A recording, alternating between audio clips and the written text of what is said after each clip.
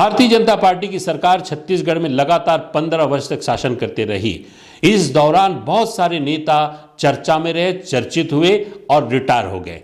लेकिन भारतीय जनता पार्टी के जाने के बाद और भूपेश सरकार के आने के बाद भी कुछ ऐसे नेता हैं, ऐसे जमीनी नेता हैं जो अपनी ईमानदार छवि, स्पष्टवादिता और जन सरोकार के माध्यम से जनता के बीच हमेशा सेवारत रहे हैं। बहुत कम लोग हैं, बहुत कम नेता हैं, जिनमें से एक नाम है राजनांदगांव जिले के भारतीय जनता पार्टी के उपाध्यक्ष खूबचंद पारक जी। आइए आज उनसे एक मुलाकात करते हैं, उनसे हम जानने की कोशिश करते हैं कि वर्तमान भूपेश सरकार के बारे में उनकी क्या राय है, वर्तमान भूपेश सरकार की नीतियों और उनके द्वारा किए जा रहे अनियमितताओं या भ्रष्टाचार पर वो क्या सोचते हैं। आइए हमारे बीच हैं भारतीय जनता पार्टी के वरिष्ठ नेता खूबचंद पारक।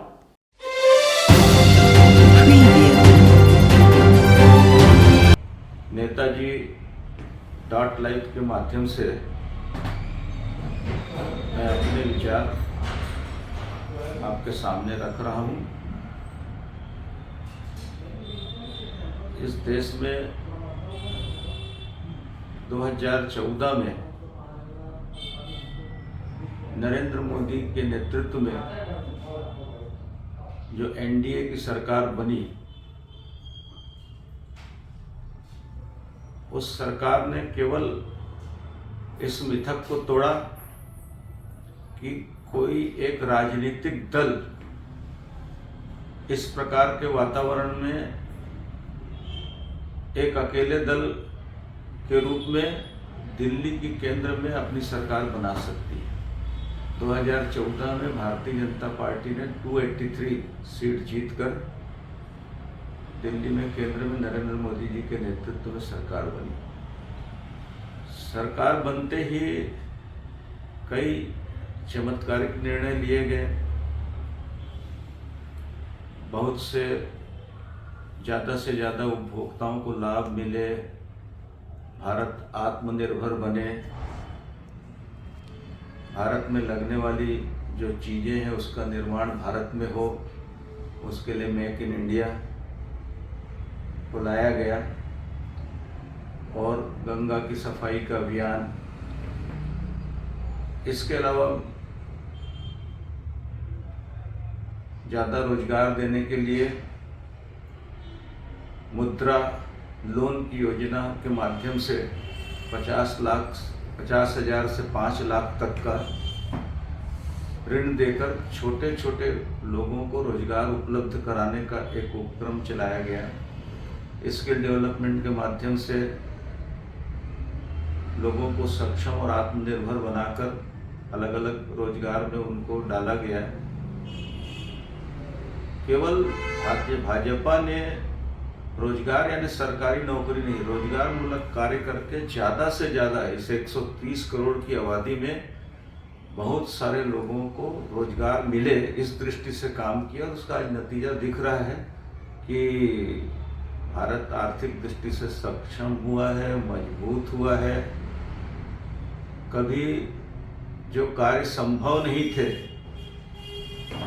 जिसके लिए लोग कहते थे कि चुनाव के टाइम में जब आता है तो राम मंदिर की बात करते हुए बड़े बड़े रथ यात्रा और ये सब निकालते हैं, धारा 370 और 35A समाप्त करने की बात करते हैं। ये चीज़ें सब बोलने में अच्छी लगती है, लेकिन व्यवहारिक जब अवसर आएगा तो ये किसी भी हालत में नहीं हो सकेगा। लोग तो यह कहते थे कि अगर कभी 370 और 35A को समाप्त करने की कोशिश भी की गई या एक कदम आगे भी बढ़े तो कश्मीर में खून की नदियां बह जाएगी। लेकिन 14 के कार्यकाल में तो जो किया और 19 का कार्यकाल शुरू होते ही सबसे पहले जो कोर्ट का डिसीजन आया और राम मंदिर के निर्माण की प्रक्रिया शुरू हुई और जिस तेजी से काम चल रहा है, आज लोग कहने लग गए हैं कि जल्दी से अयोध्या में राम का भव्य मंदिर बनेगा और उस मिशन से और राम से सीधे पूरे देश के लोग जुड़े, इसकी दृष्टि से वहाँ केवल राम मंदिर नहीं बनाया जा रहा है, कनेक्टिविटी को बढ़ाने का भी प्रोग्राम हमारी सरकार कर रही है। ट्रेन से सीधे वहाँ जाने के कल अलग अलग ट्रेन का प्रोग्राम, वहाँ पर एयरपोर्ट बनाकर जो सक्षम लोग हैं हवाई यात्रा करके तत्काल वहाँ जाना चाहते हैं तो वो अयोध्या जा सकें। अयोध्या में भव्य राम मंदिर का निर्माण चल रहा है और आने वाले समय में जल्दी पूरा हो जाएगा।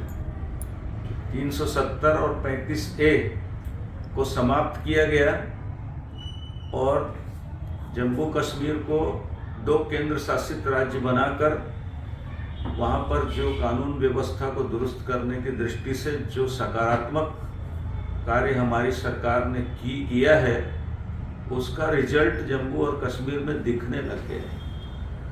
वहाँ लोकतंत्र की स्थापना हुई है, पहली बार पंचायत के और नगरीय निकाय के चुनाव हुए हैं, लोगों ने खुलकर मतदान किया है। वहाँ दबाव में पहले फारूक अब्दुल्ला की नेशनल कॉन्फ्रेंस जीत जाया करती थी, बाकी हार जाया करते थे। अब उन दलों का कहीं ठिकाना नहीं है। अब भारतीय जनता पार्टी का प्रभाव कश्मीर से लेकर कन्याकुमारी तक बढ़ चुका है और एक सक्षम नरेंद्र मोदी जी के नेतृत्व में देश आगे बढ़ रहा है। आने वाले दिनों में भी अभी एक वातावरण बना, आज़ादी के 75 वर्ष, पूरा देश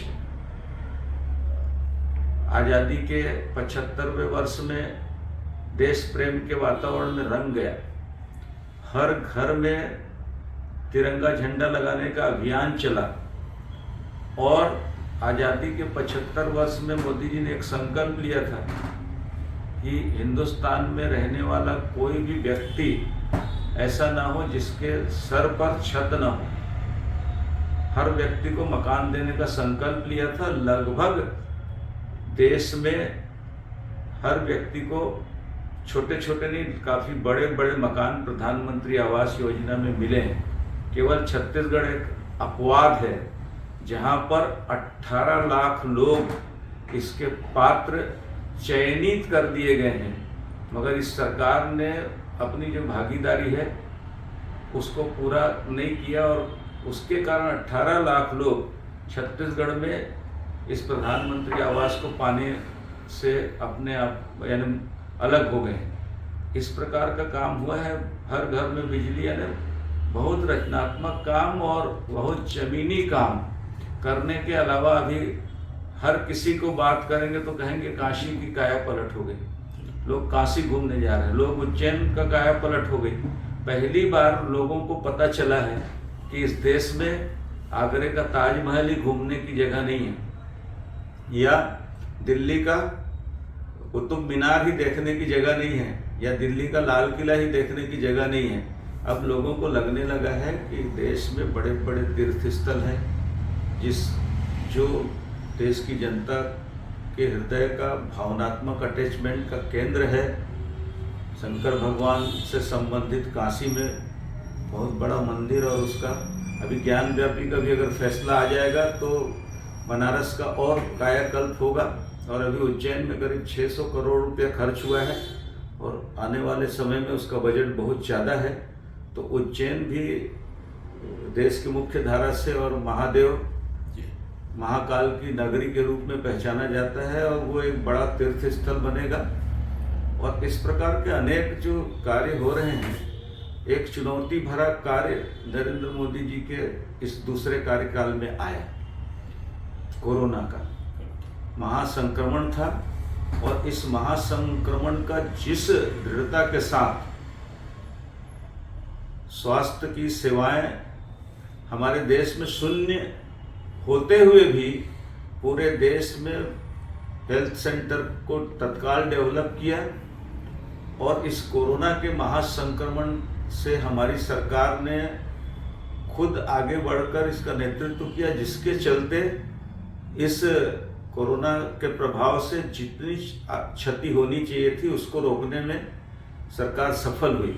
और कोरोना के संक्रमण काल में चूंकि एक दूसरे से संपर्क जितना दूर रहे ये सब था, इन परिस्थितियों में लोगों के रोजगार भी बंद हो गए थे। एक दुकान में अगर 6 वर्कर काम करता है तो एक को बुलाओ, 5 को घर में बैठ के पेमेंट दो। इस समय में जब लोग घर में बैठे थे तो देश के 80 करोड़ लोगों को केंद्र की सरकार ने चावल उपलब्ध कराया, अनाज उपलब्ध कराया, और वो केवल और केवल यानी उसका अभी 2 महीने और चावल लोगों को मिलेगा। इस प्रकार जो योजना थी, कोरोना की लड़ाई में लड़े, कोरोना का जो वैक्सीन था उसको हमने बनाकर पूरे देश भर में 130 करोड़ लोगों को 1, 2 और 3 तीनों डोज दिलवाया।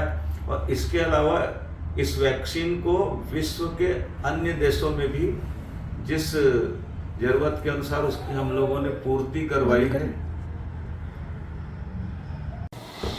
अपनी ईमानदार छवि और स्पष्टवादिता और जन सरोकार से जुड़े रहने के कारण आपने देखा भारतीय जनता पार्टी के नेता, वरिष्ठ नेता खूबचंद पारक किस तरह से अपने क्षेत्र में, न ही अपने क्षेत्र में बल्कि पूरे छत्तीसगढ़ में चर्चित हैं।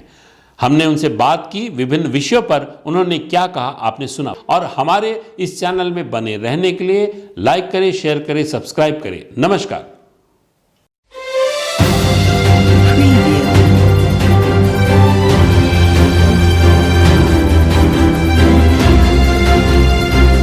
नेताजी .live के प्रायोजक है Satyadeep diagnostic and clinic, Supela, Bhilai.